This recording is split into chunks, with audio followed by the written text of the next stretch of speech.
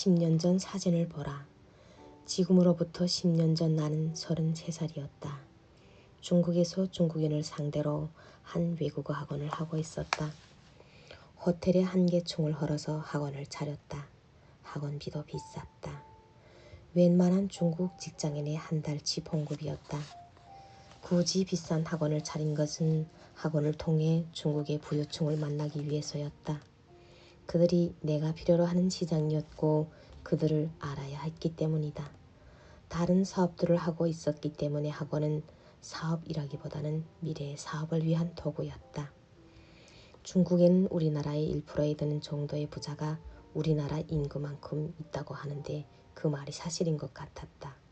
학원 사업은 너무 잘 되었다. 문제는 중국 정부였다. 추석 무렵 나는 중국 공안 당국에 영장도 없이 끌려갔다.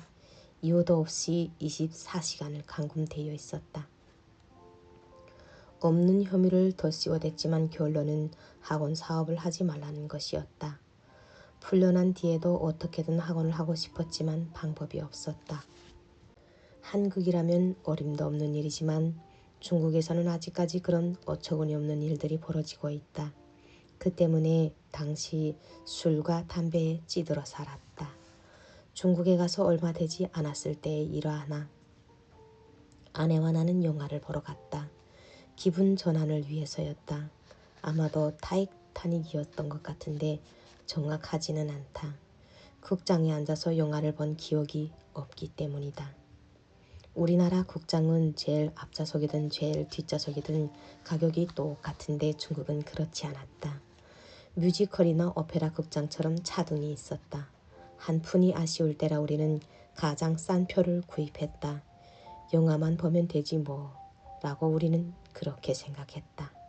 그런데 우리의 예상은 완전히 빗나갔다. 우리가 구입한 표는 위치는 있대 의자는 없었다. 그냥 맨 바닥에 앉아서 보는 것이었다. 기분은 더 암울해졌다. 아내와 나는 영화를 보는 내내 울었다. 그래서 영화가 어떤 내용인지 기억하지 못하는 것이다. 오늘의 나는 10년 전에 내가 꿈꾸는 모습 그대로는 아니지만 유사하다. 경제적인 면에서만 보면 그때의 목표보다 더 좋아졌다. 10년 후에 나는 중국에 있을 계획이다. 지금은 중국에서 배운 것을 한국에 전파하고 있고 또 몇 년 후에는 다시 한국에서 배운 것을 중국에 전파하러 갈 것이다.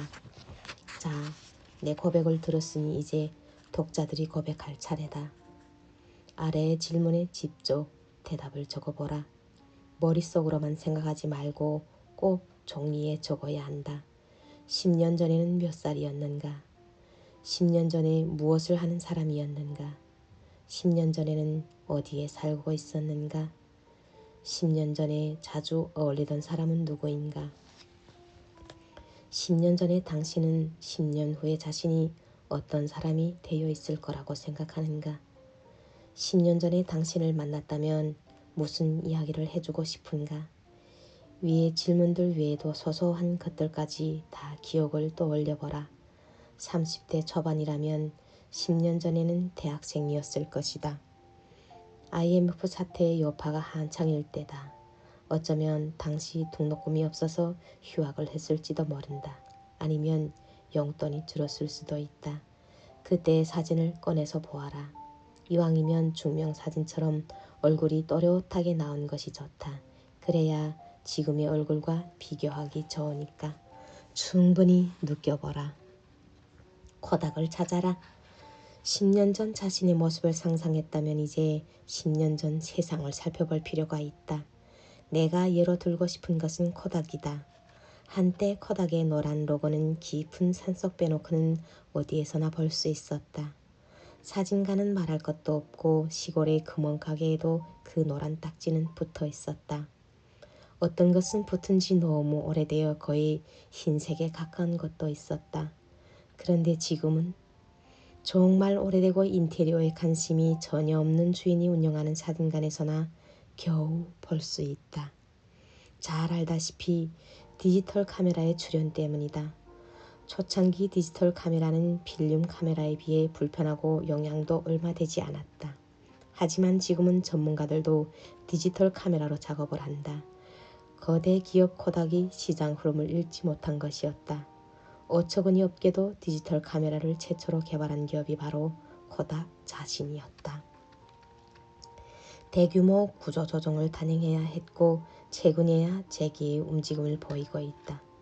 코닥이 고생한 이유는 당연히 시장의 변화를 읽지 못했기 때문이다.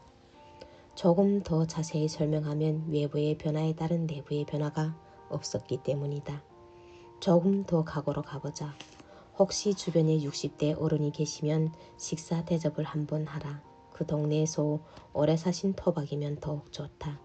그분에게 이 동네가 30년 전에는 어땠는지 여쭤보라. 30년 전이면 독자들이 태어나기 전후가 된다. 1980년이다. 문화유산이 있다면 몰라도 그 당시에 있던 것들 중 지금까지 남아있는 것은 거의 없을 것이다. 이 말은 지금 있는 거의 모든 것들이 그때 당시에는 없었다는 뜻이다. 그때의 구분의 직업과 가족들의 직업은 무엇이었을까? 없어진 직업들도 나올 것이다. 이제 무엇을 말하고자 하는지 눈치챘을 것이다. 10년 전의 세상과 10년 전의 당신, 오늘의 세상과 오늘의 당신, 그리고 10년 후의 세상과 10년 후의 당신, 10년 전과 비교했을 때 당신은 무엇이 바뀌었는가? 이 변화는 계획한 변화, 즉 능동적인 변화가 아니면 어쩔 수 없는 수동적 변화였는가? 스스로 변화를 계획하지 않으면 세상이 당신을 변화시킨다. 그 대가는 혹독하고 고통스럽다. 코닥처럼. 10년 전 신문을 보라. 얼마 전 한 신문사에서 판형을 바꾸는 이벤트로 95년 신문의 일면을 오늘 신문 일면에 배치한 일이 있었다. 신선하고 재미있는 시도였다. 1995년에는 무슨 일이 있었는지 보여주는 것만으로도 독자들에게 충격을 주었다. 신문을 보며 고개를 끄덕였다는 사람도 적지 않았다. 고개를 끄덕인 이유는 그때도 지금처럼 어려웠다는 것이었다. 그리고 그때 자신을 괴롭히던 문제들 중 지금까지 남아있는 것은 하나도 없다는 것을 알게 되었다. 간혹 할리우드 영화에서 지금 내가 고민하는 건 100년 후에는 아무것도 아닌 일이 될 거야 라며 친구를 위로하는 대사가 나온다. 그러면 나는 속으로 100년 후에는 또 다른 문제가 널 괴롭힐 거야 라고 말한다. 중요한 것은 10년 전에는 세상에 없었던 어떤 현상들이 현재의 내 생활을 위협한다는 것이다. 10년 전에는 영어만 잘해도 취업이 되었는데 지금은 영어는 기본적으로 해야 한다. 10년 전에는 한 가지 일만 잘해도 인정받았는데 지금은 여러 가지 일을 잘해야 한다. 그러고도 인정받기는 더욱 어렵다.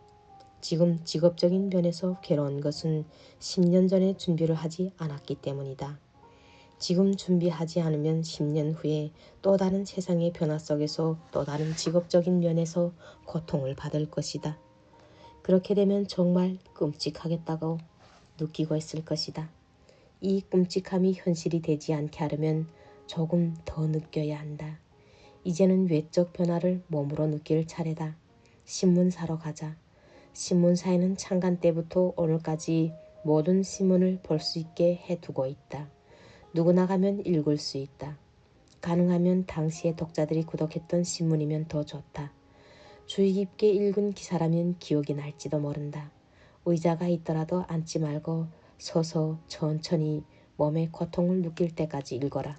다리가 아파질 때쯤이면 오늘 무엇을 인풋해야 하는지 알게 된다. 오늘은 여기까지 낭독하겠습니다. 참 저는 10년 전에 몇 살이었는가, 10년 전에 어디에 살고 있었는가 라는 물음에 다시 한번 생각하게 되는 질문이었습니다. 저를 생각해보면 10년 전에는 저는 중국에 있었으니까요. 오늘도 여러분이 10년 전을 생각해 보시면서 10년 전과 지금 현재 자신의 모습을 비교하시면서 앞으로 10년 후에는 더 멋진 당신이 되시기를 그려보시기 바랍니다. 감사합니다.